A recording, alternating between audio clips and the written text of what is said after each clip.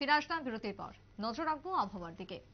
24 ঘন্টার তাপমাত্রা বলছে 27.2 ডিগ্রি সেলসিয়াস এবং তারই সঙ্গে সর্বনিম্ন তাপমাত্রা 16 ডিগ্রি সেলসিয়াস। বাতাসে আর্দ্রতার পরিমাণ 84% এবং তারই সঙ্গে পশ্চিমী ঝঞ্ঝার কারণে আবহাওয়ার একটা বিরাট পরিবর্তন পরিলক্ষিত।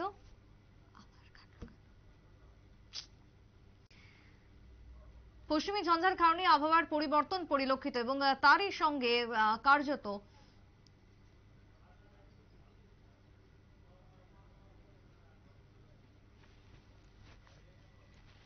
টেলিফোন লাইনে রয়েছে আমাদের প্রতিনিধি অঙ্কিতা বর্ধন। অঙ্কিতা, আবহাওয়ার কি খবর?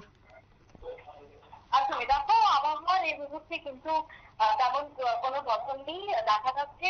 একেবারে প্রতিনিয়ত কিন্তু তাপমাত্রা ধীরে ধীরে করে আছে। সেক্ষেত্রে এই মুহূর্তে যদি আবহাওয়ার দিকে আমার নজর রাখতে হয়, তবে আগামী 2-3 দিনের মধ্যে আবহাওয়ার ধরন বদলের সম্ভাবনা রয়েছে এবং সেই কথাই এই মুহূর্তে জানাচ্ছে আইএমডি। এছাড়া বছরের শেষ, কিন্তু বছরের শেষে দেখা যাচ্ছে শীত কমে রয়েছে এই মুহূর্তে। শীত রাজ্যের বিভিন্ন জায়গায় এই মুহূর্তে তাপমাত্রা কিন্তু স্বাভাবিকের থেকে কয়েক ডিগ্রি উপরে এবং সকাল সন্ধ্যায় যে শীতের আমেজ, সেই শীতের আমেজটা থাকলেও কিন্তু দিনের বেলায় শীত কার্যত উধাও এবং রাজ্যে আগামী কয়েকদিন এমন আবহাওয়া থাকবে বলে জানাচ্ছে হাওয়া অফিস।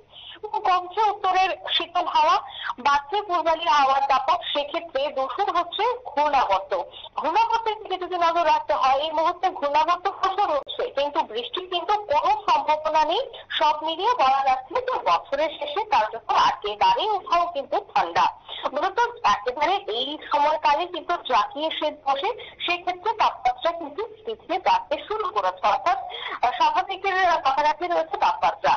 সকাল থেকে কিন্তু আমরা দেখতে পাচ্ছি রাজ্য জুড়ে হালকা থেকে এই যে হঠাৎ করে আবহাওয়ার বিরাট পরিবর্তন এবং যার ক্ষেত্রে পশ্চিমী ঝঞ্ঝা বারবার দেখা যাচ্ছে, কতদিন তার প্রভাব থাকবে? দেখো, আগামী আরো 2-3 দিন তার প্রভাব থাকবে। এই মুহূর্তে হাওয়া অফিস বলছে যে এর প্রভাব আরো 2-3 দিন থাকতে পারে। তবে সেক্ষেত্রে রাজ্যে তেমন কোনো প্রভাব না পড়লেও তাপমাত্রাটা কিন্তু সেক্ষেত্রে একটু একটু করে বৃদ্ধি পাচ্ছে।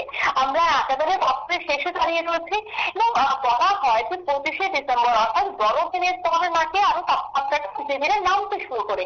সেক্ষেত্রে কিন্তু এই বছর চিত্রটা একেবারে পাল্টে গেছে। দেখা গেছে যে কাল বড়দিন গেছে, কিন্তু কালকের দিনেও আবহাওয়া কিন্তু ধীরে ধীরে বাড়তে শুরু দুঃখিত টেম্পারেচার কিন্তু ধীরে ধীরে বাড়তে শুরু করেছে। সেই ক্ষেত্রে আগামী কয়েকদিন ঠিক এমন তাপমাত্রায় থাকবে, অর্থাৎ তাপমাত্রার তেমন কোনো পরিবর্তন কিন্তু হবে না। এই কথাই এই মুহূর্তে হাওয়া অফিস জানাচ্ছে। কিন্তু অন্যান্য যে রাজ্যগুলি রয়েছে সেদিকের কি খবর রয়েছে? একদমই, আমি সেই প্রসঙ্গে আসছিলাম যে আমাদের রাজ্যে বা পশ্চিমবঙ্গে আবহাওয়ার বা তাপমাত্রার তেমন কোনো পরিবর্তন না হলেও কিন্তু দেখা যাচ্ছে অন্যান্য জায়গা, বিশেষ করে দিল্লি সহ রাজস্থান, সেই সব জায়গায় কিন্তু এই মুহূর্তে তাপমাত্রাটা নিচের দিকে। অর্থাৎ ঘন কুয়াশার দেখা যাচ্ছে একের পর এক বিমান বাতিল হতে শুরু করেছে।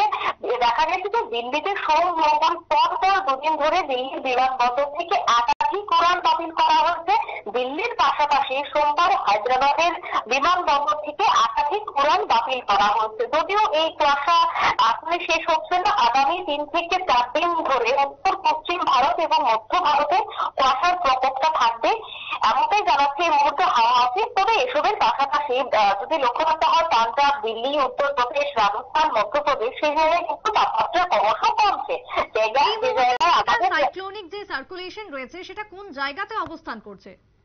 এবং এই মুহূর্তে কিন্তু তা বাংলাদেশেই রয়েছে, যাতে বাংলাদেশ থেকে কিছুটা প্রভাব আমাদের রাজ্যে পড়ছে। বাংলাদেশের কিন্তু পশ্চিম ঝঞ্ঝাটা রয়েছে, সেক্ষেত্রে আমাদের রাজ্যে তাপমাত্রাটা ধীরে ধীরে একটু করে বাড়তে শুরু করেছে।